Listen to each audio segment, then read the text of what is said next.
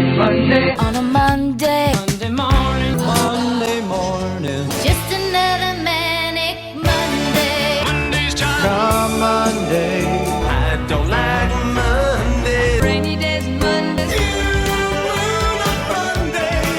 Hi, everybody, and welcome to NSS. This is the Reynolds Report. Caitlyn Jenner's 5-city speaking tour is over before it even gets off the ground. The Unique Lives and Experiences tour was set to kick off in Toronto on February 22nd. But the Caitlyn camp quietly canceled the tour and gave the usual excuse when tickets don't sell. Yup, scheduling conflicts. So they've pulled the plug on the entire tour. The Toronto venue said there were still, quote, a lot of tickets for the Caitlyn speaking engagement when she canceled. The Playboy Mansion is one of the most notorious residences in the world. It's been home to some of the world's most desired women and held some of the most raucous parties ever to be seen. Now, this haven of debauchery is up for sale, and it could be yours for the modest sum of $200 million, according to reports which came out on the weekend. The mansion may not go for that much, though. Real estate sources in Beverly Hills say the mansion is more likely to go for between $80 and $90 million. The property is open to viewing with only one room off limits, Hugh Hefner's bedroom. Interesting to note that whoever buys it will be required to give Hugh Hefner a life estate, meaning he can continue to live in the mansion until he dies. The 6-acre estate was built in 1927 and became famous during the 1970s through media reports of Hefner's lavish parties.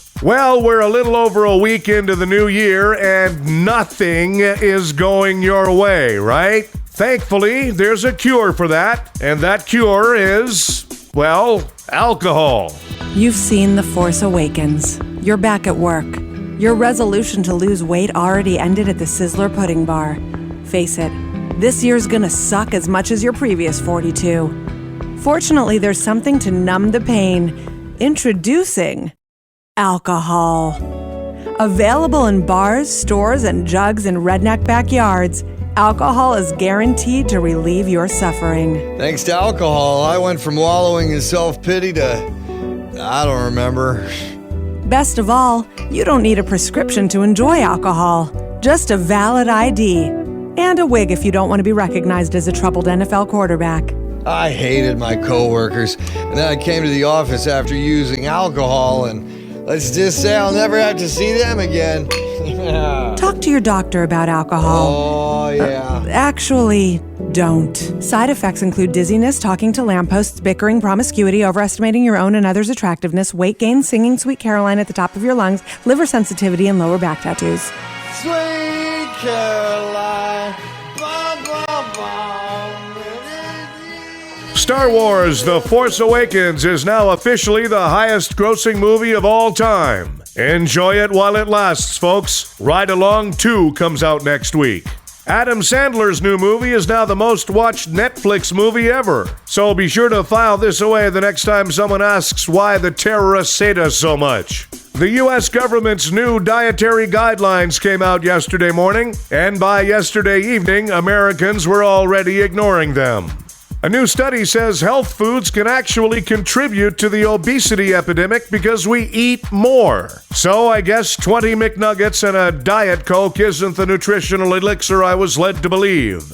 Pizza Hut has launched a line of clothing and accessories, because who doesn't want to look like they work for minimum wage? New medical study claims drinking red wine increases your test scores, especially if you're taking a test on how to have sex with an unattractive person. A man was arrested for planning to kidnap President Obama's dog, Bo. I'm sorry, but this time Donald Trump has gone too far.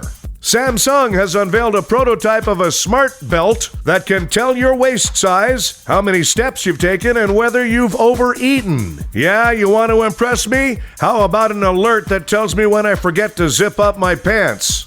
In Toronto, cops were called to an apartment to stop a fight. One roommate had gotten angry with the other because he took his shower too early in the morning. It figures that a Canadian crime would pivot around proper etiquette and hygiene.